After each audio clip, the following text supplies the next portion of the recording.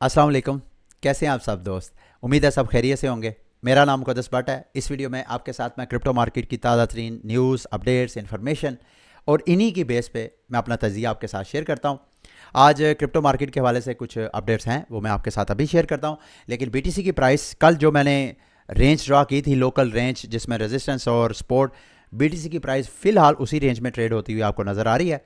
कल मैंने आपको बताया था कि जो दो न्यूज़ हैं उनके ऊपर मैंने एक ट्रेड लगाई और इतफाक़ से बीटीसी की प्राइस बिल्कुल मेरी उस प्राइस के पास, जो कि 27,500 की रेंज मैंने आपको बताया था, उस रेंज के बिल्कुल पास पास होके वो ऊपर फिर ट्रेड हो रही है। वो मेरा ऑर्डर जो है वो एक्टिव नहीं हुआ, एग्जीक्यूट नहीं हुआ।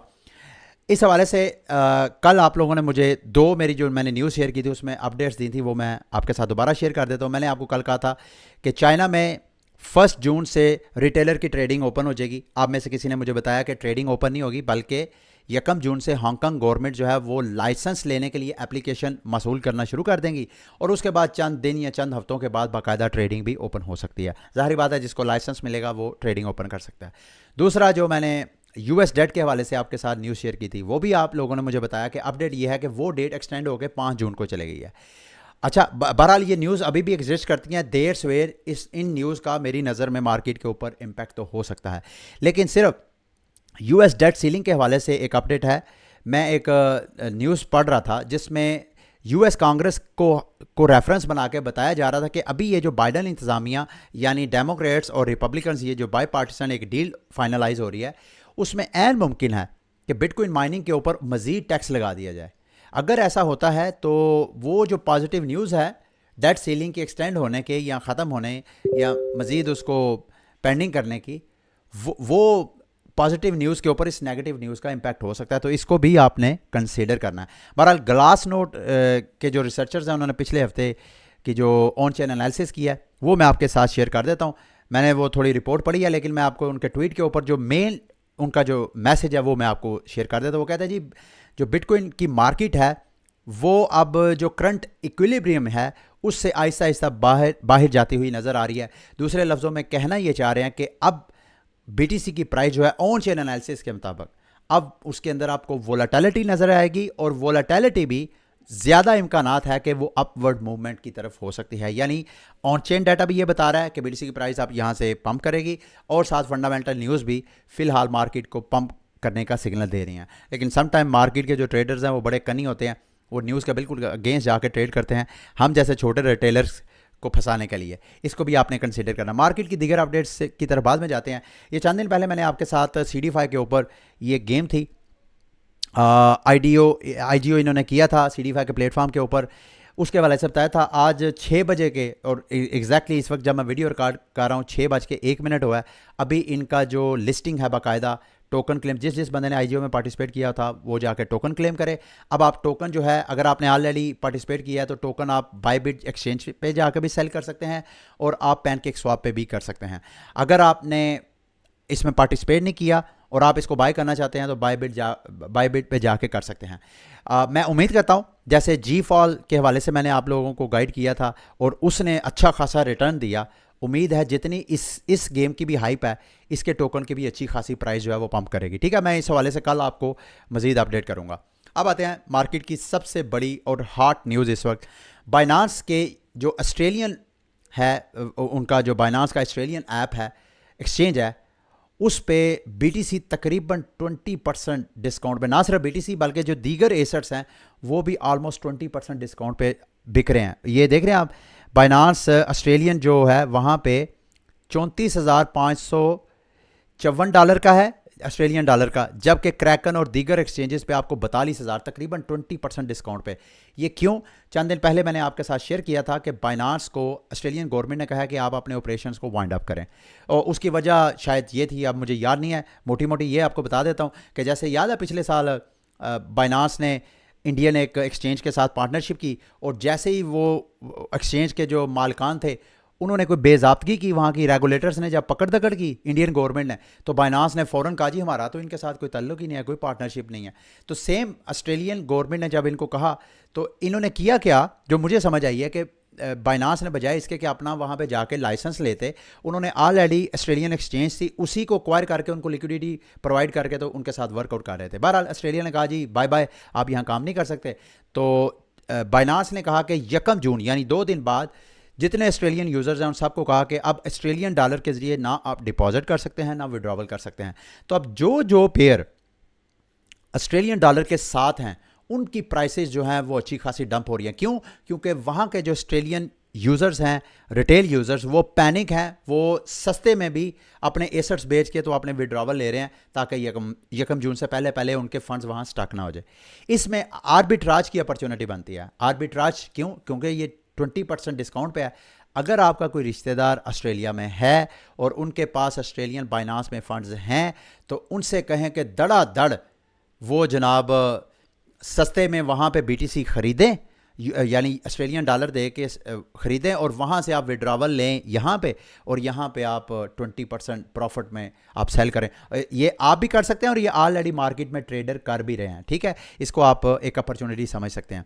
बैंकलेस के ऊपर मैं सीजी का इंटरव्यू सुन रहा था, 1 घंटे के ऊपर इंटरव्यू है। मैंने सारा तो नहीं सुना, लेकिन सीधा जो इंपॉर्टेंट चीज़ आपके साथ शेयर करने वाली ये है, होस्ट ने सीजी से पूछा कि भाई दुनिया भर में प्रॉब्लम है कि क्रिप्टो को डी बैंक किया जा रहा है, सारी जो गवर्नमेंट्स हैं जो एंटी क्रिप्टो स्टांस है ख़ुसूसन अमेरिकन हुकूमत का, तो आप क्यों नहीं आप कोई अपना बैंक बाय कर लेते, आप लोगों के पास पैसा तो है।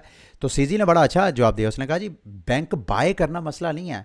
बैंक तो अगर हम फॉर एग्जांपल क्रिप्टो प्लेयर जितने बड़े बड़े प्लेयर्स हैं, अगर वो सारे मिलके कोई एक क्रिप्टो बैंक बाय कर भी लेते हैं तो उसके बाद फिर वो बैंक्स भी तो रेगुलेटर्स के कहने पे ही चलते हैं ना।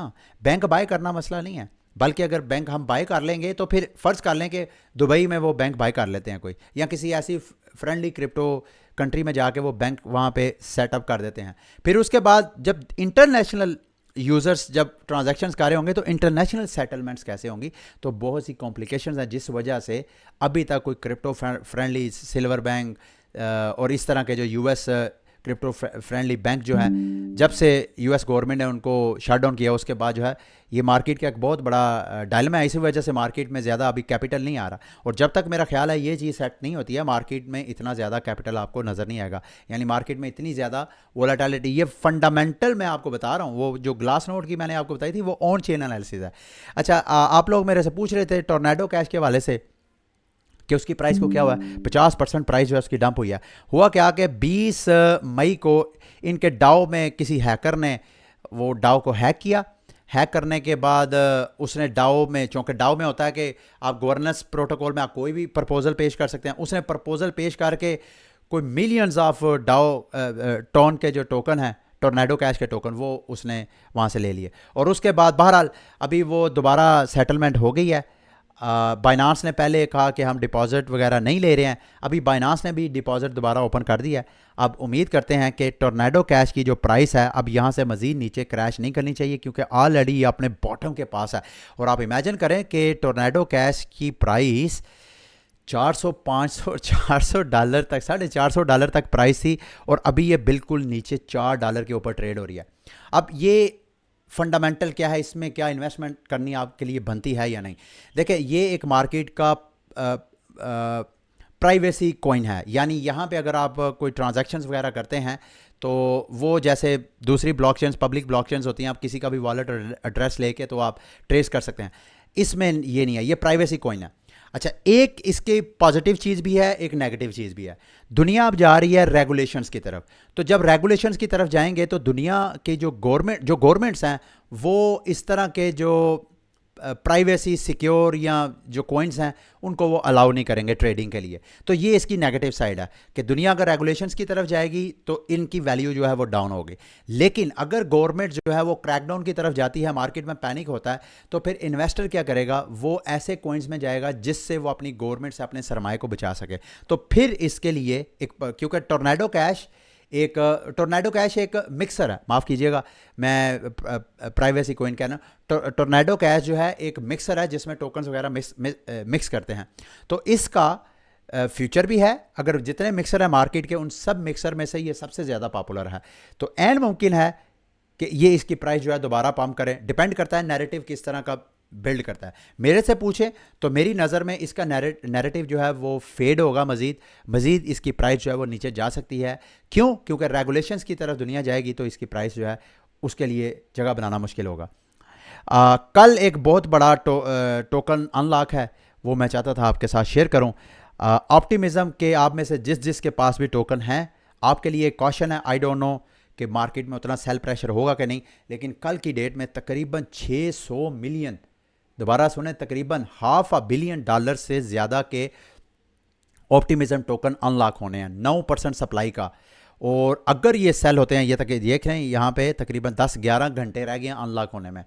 ज़रूरी नहीं सब के सब मार्केट में सेल हों, अगर ये सेल होते हैं तो ऑप्टिमिज्म की प्राइस जो अच्छी खासी नीचे जा सकती है, तो बी वेरी केयरफुल। इसके अलावा 2-4 दिन आगे का भी अगर जायज़ा ले लें तो 100 मिलियन के टोकन 1 इंच के अनलॉक हो रहे हैं, और स्वीट टोकन भी तकरीबन 63% स्वीट टोकन भी अनलॉक हो रहा है। तो इसको भी आपने क्लोजली वॉच करना है। स्वीट टोकन इस वक्त आपने $1 के ऊपर ट्रेड हो रहा है, एंड मुमकिन है ये होना 3 जून को, मतलब 4-5 दिन अभी भी पड़े हुए हैं, तो इसको भी आपने केयरफुली वॉच करना है।